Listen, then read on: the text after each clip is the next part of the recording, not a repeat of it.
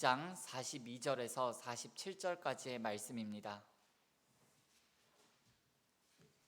신약성경 190쪽에 있는 사도행전 2장 42절에서 47절까지의 말씀을 우리 42절부터 한 절 한 절씩 교독하시고 마지막 47절은 함께 읽겠습니다. 그들이 사도의 가르침을 받아 서로 교제하고 떡을 떼며 오로지 기도하기를 힘쓰니라.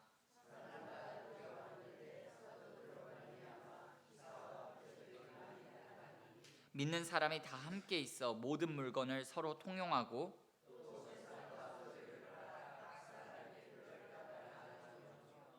날마다 마음을 같이하여 성전에 모이기를 힘쓰고 집에서 떡을 떼며 기쁨과 순전한 마음으로 음식을 먹고 하나님을 찬미하며 또 온 백성에게 칭송을 받으니 주께서 구원받는 사람을 날마다 더하게 하시니라. 아멘. 잠시 기도하겠습니다.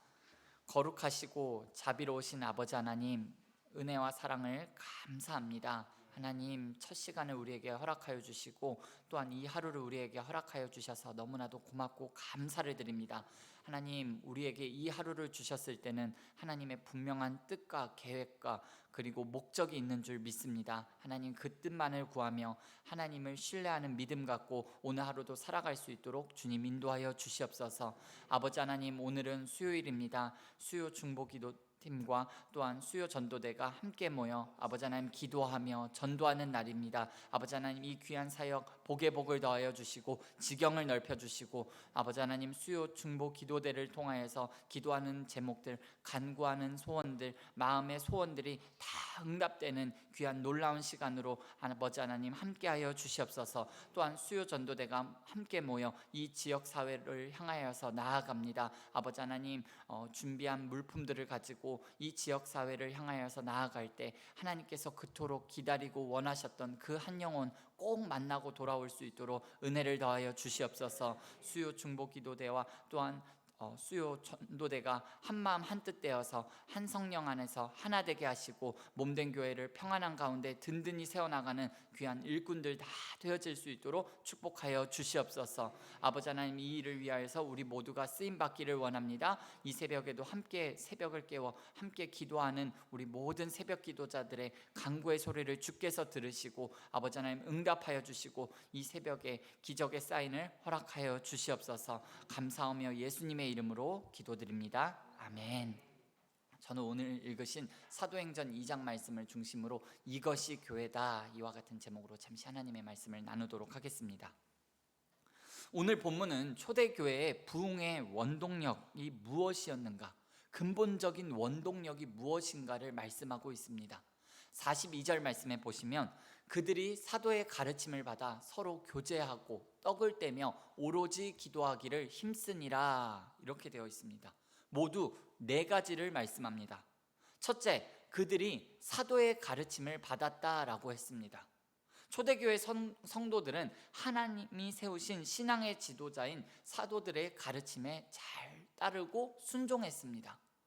그것은 사도들에게 지도자로서 어떤 능력과 조건이 있어서가 아니라 하나님께서 사도들을 지도자로 세우셨음을 믿었기 때문입니다. 그들을 믿은 게 아니라 사도로 세우신, 지도자로 세우신 하나님을 믿었기 때문입니다.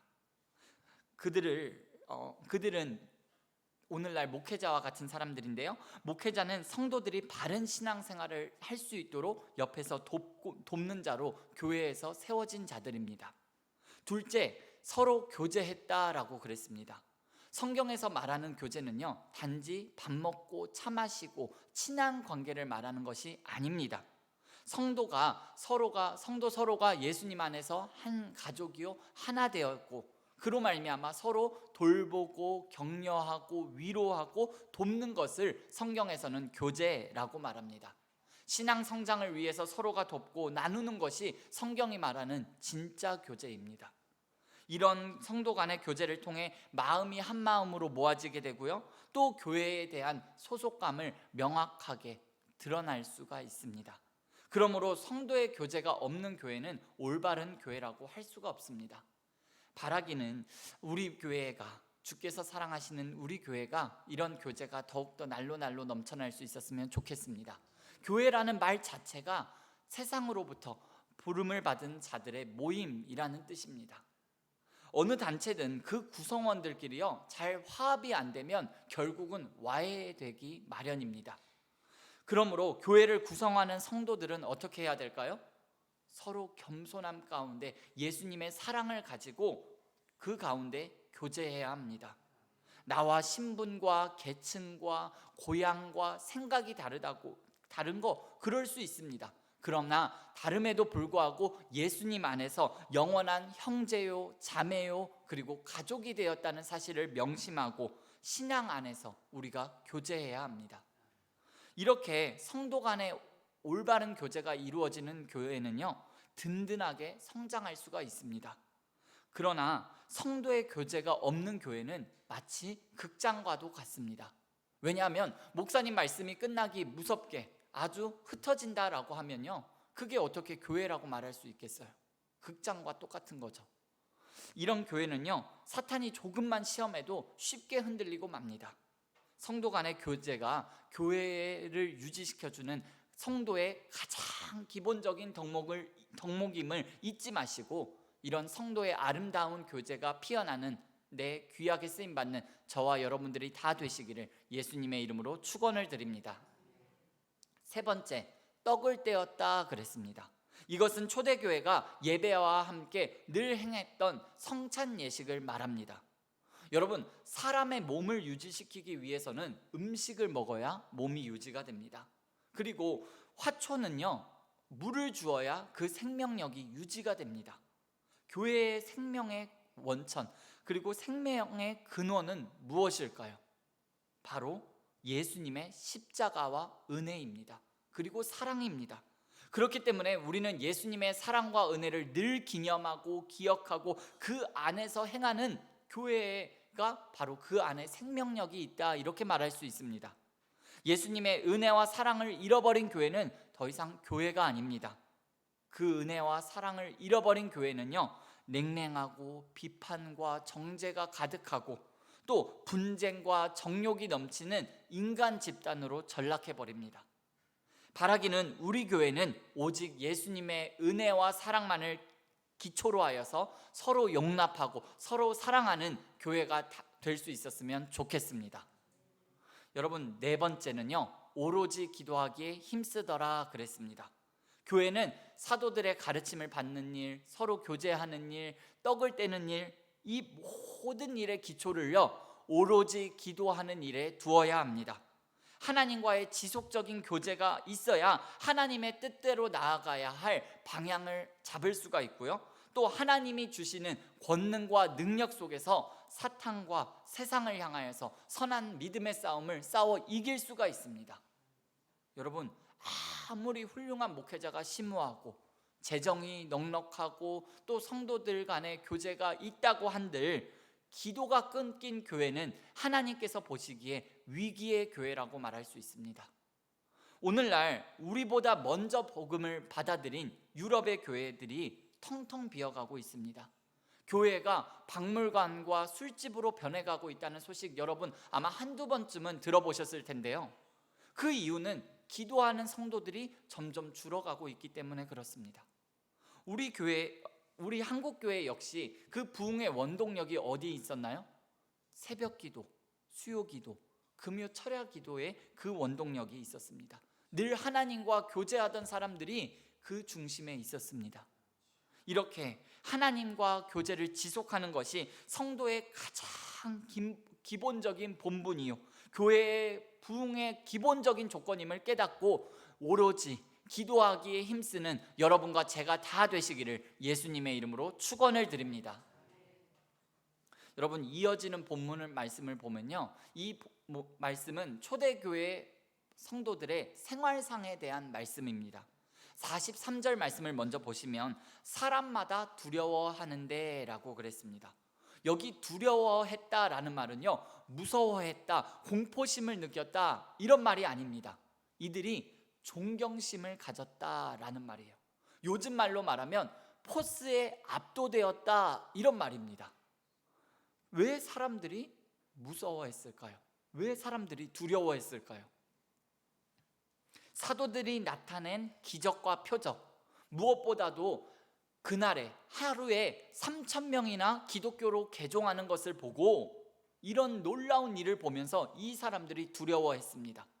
이것은 당시 교회가 신령한 권위, 영적 권위를 갖고 있었다라는 것을 말합니다. 그래야 교회가 전하는 복음을 듣고 사람들의 마음이 움직이게 되고요, 교회가 사회를 향하여서, 세상을 향하여서 선한 영향력을 끼칠 수가 있습니다. 계속해서 이어지는 44절부터 47절의 말씀은 초대교회의 성도들의 생활상에 대한 또 다른 증언들인데요, 그 중에서 44절 말씀을 보시면 믿는 사람들이 다 함께 있어 라고 했고요, 46절 말씀을 보면 날마다 마음을 같이하여 성전에 모이기를 힘쓰고 라고 되어 있습니다. 그리고 마지막으로 47절에 보면 하나님을 찬미하며 또 온 백성에게 칭송을 받으니 라고 그랬습니다. 여러분, 초대교회가 무슨 이유로 온 백성에게 칭송을 받았습니까? 초대교회 성도들은요, 예배하고 기도하고 전도하는 일만 한 것이 아니라 성도들이 낸 헌금을 가지고 그 성도들끼리만 먹고 잘 살고 자기들의 필요만 돌본 것이 아니라 당시 로마 식민지 아래에 있는 구제하고 선한 일에, 이 사업에 이 사람들이 앞장섰습니다. 여러분, 가난은 나라에서도 해결해 주지 못한다라는 이런 말이 있습니다. 특히 로마 제국의 수탈을 당하고 있는 유대인들은 매우 어려운, 정말 어려운 환경과 상황 속에서 살아갈 수밖에 없는 사람들이었습니다. 그런 백성들의 가난을 헤롯 왕도, 사내들인 공회원들도, 바리새인들도 해결해 주지 못했습니다. 그러나 교회가 많은 부분에 있어서 이들의 필요를 채워주고 도와주었습니다. 그렇게 되자 믿지 않던 유대인들도 교회를 다르게 보기 생각한 거예요. 교회에 대한 신뢰감이 생기기 시작한 거예요. 그 결과 교회는요, 영적 권위를 갖게 되었고 복음을 영접하는 유대인들의 숫자도 늘게 된 거예요. 우리나라에서도 처음 복음이 들어왔을 때 선교사님들이 한 일이 무엇이었느냐 하면 고아원을 세우고 학교를 세우고 병원을 세우고 그리고 빈민구제에 힘을 썼습니다. 그렇게 했기 때문에 교회가 세상 사람들로부터 존경을 받고 존중을 받았습니다. 여러분, 교회가 사회에 관심을 가져야 사회도 교회에 관심을 갖게 됩니다. 교회가 사회의 문제에 해결하는데 관심을 갖고 역할을 해야 세상도 교회를 보면서 존경을 하고요, 신뢰를 하게 됩니다. 그러므로 교회는 믿는 자든지 믿지 않는 자든지 우리가 이웃을 돌보고 살리는 일에 앞장서야 합니다. 하나님의 일에는요, 어떤 조건도 차별도 없습니다. 예수님의 말씀 가운데 원수까지도 사랑하라 라는 말씀을 우리는 기억하고 있습니다. 그러므로 우리 교회 또한 우리 지역사회, 우리 이웃을 돌보는 일에 가장 앞장설 수 있었으면 좋겠습니다. 이것이 복음 전도의 가장 기본이라는 것을 깨닫고 이웃과 세상을 섬기는 일에 힘쓰는 우리 믿음의 권속들이 다 되시기를 예수님의 이름으로 축복합니다. 기도하시겠습니다. 하나님 우리 아버지 감사합니다. 오늘 초대교회의 모습을 통하여서 이 땅에 하나님께서 세우신 많은 교회들이 이런 모습으로 살아가기를 원합니다. 특별히 주께서 사랑하시는 우리 교회가 이런 모습으로 살아가기를 원합니다. 우리가 이런 모습으로 살아갈 때 주께서 날마다 믿는 자의 수를 더하게 하실 줄 믿습니다. 하나님, 사도들의 가르침을 받아 서로 교제하며 떡을 떼며 오로지 기도하기를 힘쓰는 교회로 우리 교회가 세워질 수 있도록 은혜를 부어 주시옵소서. 이 일에 우리 교회가 쓰임 받는데 아버지 하나님, 그 중심에 기도하는 성도로 우리 모두가 있기를 원합니다. 새벽을 깨운 우리 모두가 이 중심에 이 선한 일에 사용되어질 수 있도록 아버지 하나님, 이곳에 모인 우리 한 사람 한 사람을 아버지 하나님 붙잡아 주시고 사용하여 주시옵소서. 그리하여서 이 지역 사회에 정말 선한 영향력을 끼치는 교회가 될 수 있게 도와주시고 아버지 하나님, 정말 우리가 돌보고 정말 살려야 될 영혼들이 있다면 아버지 하나님, 그 영혼들 우리 가운데 보여주시고 또한 붙여주셔서 아버지 하나님, 하나님께서 원하시는 그 한 영혼, 천하보다 귀한 그 한 생명을